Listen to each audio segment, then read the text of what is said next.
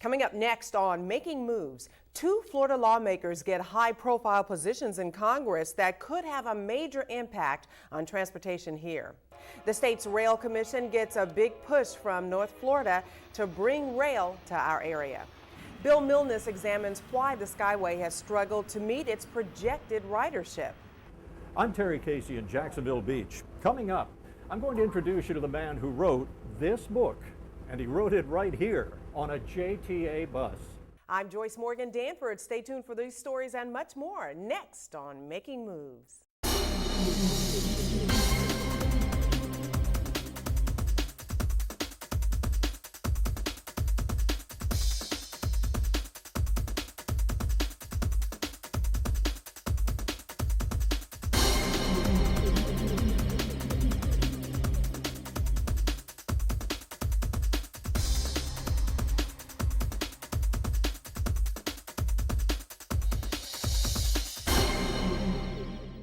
Welcome to JTA Making Moves. I'm Joyce Morgan Danford. Michael Blaylock is here. He'll be joining me in just a moment, but first let's check the JTA headlines.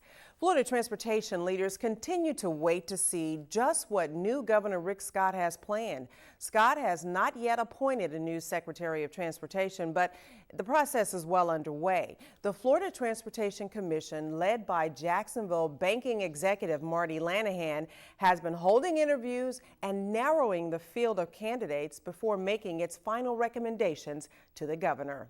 We were looking for somebody with transportation experience, somebody who is a visionary, somebody who is a great communicator, because think about all the legislators in Tallahassee, in the House and the Senate, that this person is going to have to really get very close to very quickly. So we look for leadership because there's so many people that work at the DOT. So there's an awful lot of pieces and parts that we look for. Lanahan says she expects the governor to make his choice sometime this month.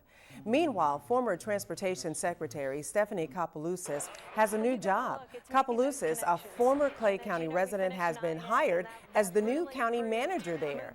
She will be the first female county manager in Clay County history.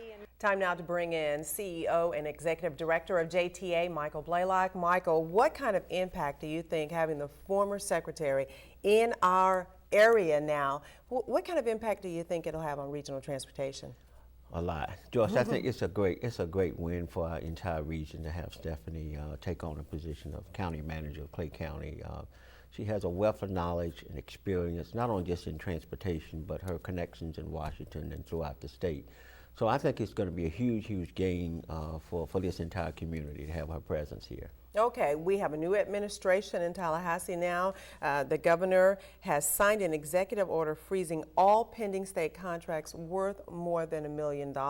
Okay, so what does that mean? What kind of impact is that going to have on us? Well, I think, Joyce, you're going to find that he's going to move pretty quickly in terms of that review process. I mean, because what is at stake, there's a whole host of jobs, and he is very firm about trying to create jobs here in the state. And so attached to that work plan is a lot of jobs. So I expect for the process to go pretty quickly. They will complete their review and we can get on with the work. So I don't really think that's going to be a problem for us. Are there any specific projects we have locally that are impacted? Yeah, we do. We have quite a number. Well, the main one is the Overland Bridge. We work over the I-95 interstate on the south bank of downtown. And that's a huge project. But again, I don't think we need to get concerned because I think he's going to move pretty quickly on that process. Okay. In other news today, the members of the Regional Transportation Study Commission gathered in St. Augustine for their second ever meeting as they forge ahead on a plan to tackle our many regional transportation challenges. The commission is made up of members from all 7 counties in Northeast Florida. We caught up with Patricia Gill of the League of Women Voters at the meeting. Gill told Making Moves that her group is anxiously following the progress of the commission. The Jacksonville First Coast League of Women Voters is very interested in transportation and the effect that transportation is going to have on our region. And the board asked that I come back to the board with some of the discussions that are going on here and what kind of things they're going to be looking at. And the next meeting of the Study Commission will be February 23rd at St. Augustine Airport's Conference Center. The meeting starts at 9 a.m. and is open to the public. Well, it's a fact. More local people have discovered the benefits of mass transit. On our last show, we showed you how ridership throughout the entire transit system was up by more than 8%. But did you know that passengers are actually saving thousands of dollars a year over those who are driving their cars every day? Well, according to a Sperling Best Places report, it costs over $14 a day to drive in Jacksonville, compared to $2 a day for a round-trip bus fare. And that's a savings over $4,600 a year. Not bad at all. And Michael, all of this was before that latest crisis in the Middle East. But what do you expect with gas prices and everything that's going on? Well, I expect our ridership to continue. As you know, we are redesigning the whole transit system. We've introduced a whole host of community shuttles to the various communities and speeding up the bus system to get people from point A to point B. So what I expect to see is more ridership increases.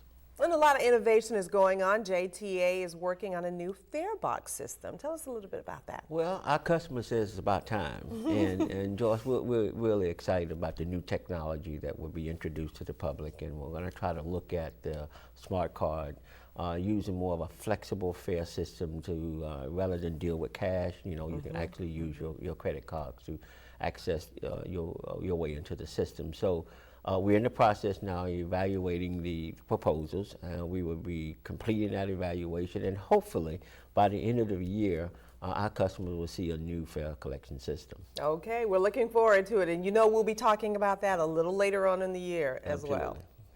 Well, some important news on the political front that could have a major impact in our local area.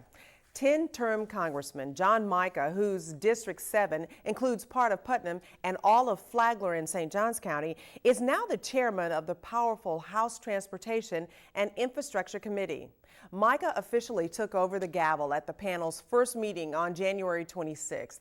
Mica is the first Florida representative to lead the Transportation Committee. It's one of the largest in Congress. Now, this committee has broad jurisdiction over the nation's roads, bridges, mass transit, railroads, and aviation. Meanwhile, in the Senate, Florida's newest senator, Marco Rubio, landed a spot on the Commerce, Science, and Transportation Committee. The committee is the first stop for transportation bills in the U.S. Senate, including legislation that funds transportation projects. This means that Rubio will have a large say in the future of transportation projects in Florida, including high-speed rail, commuter rail, and expansion at Jacksport. Okay, Michael, take a look at this. How does having both the Congressman Mica and Senator Rubio heavily involved in transportation in their respective areas, how does that help us? It's another win. It's another win for our area to have this kind of representation. And again, George, keep in mind, we've got a veteran ranking member of Corrine Brown that sits on that committee as well. And you also have a veteran senior senator, Bill Nelson, as part of what we do in this area. So he's done a tremendous amount of work. So I think we've got a strong coalition of representatives that's speaking on behalf of the state of Florida, and not only just for transportation, but everything else that we're doing. Absolutely, and we'll certainly need it during these times. Absolutely. And still to come on Making Moves, JTA tells the state's rail commission that Jacksonville should be Florida's rail gateway. Hear what one federal lawmaker has to say about Jacksonville's Skyway. And I'm Terry Casey in Jacksonville Beach. Coming up, I'm going to introduce you to the man who wrote this book, and he wrote it right here on a JTA bus.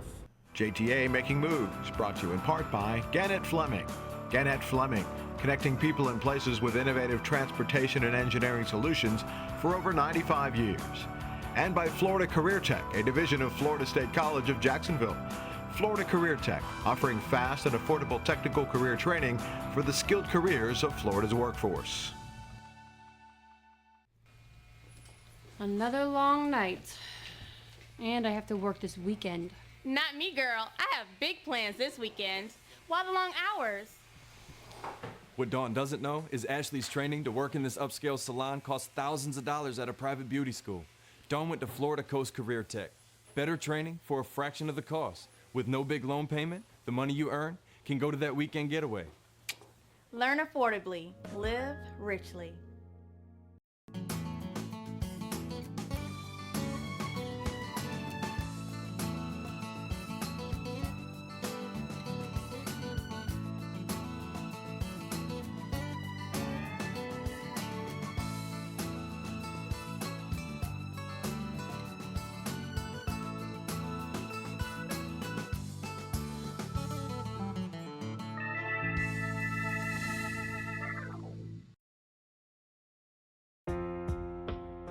Making Moves wants to hear from you. We want to hear your JTA story. We want to hear how JTA has affected your life. Maybe you're the Mayport teacher who sat in rush hour traffic for an hour each way every day for years until JTA planned and built the Wonderwood connector. Now she's home in about 10 minutes, and instead of sitting in traffic, she's spending quality time with her family. Or the Southside area worker who saves 45 minutes per trip by taking the Dames Point Bridge to his job at the airport instead of traveling through downtown. Or perhaps you rode JTA to college and were the first in your family to get a degree and now have a great job thanks in part to JTA. There are thousands of JTA stories out there. We want to hear yours. Email us your story at makingmovestv@jtafla.com. You're watching JTA Making Moves, honored by the Florida Public Transportation Association with its 2010 Award of Excellence. If passenger rail is going to be a priority in Jacksonville and throughout Northeast Florida, getting the buy-in from the state passenger rail commission is critical. So when the commission made its first ever stop in Jacksonville, it was the perfect time to let them know our rail plans. The authority hopes to revive the glory days of rail here by reestablishing the Jacksonville Terminal downtown and its rail hub, serving intercity, commuter, and high-speed rail. To support us in terms of our commuter rail, we believe that the Sun is indeed a great model, a funding model that we'd like to pattern after. And of course, support us with Amtrak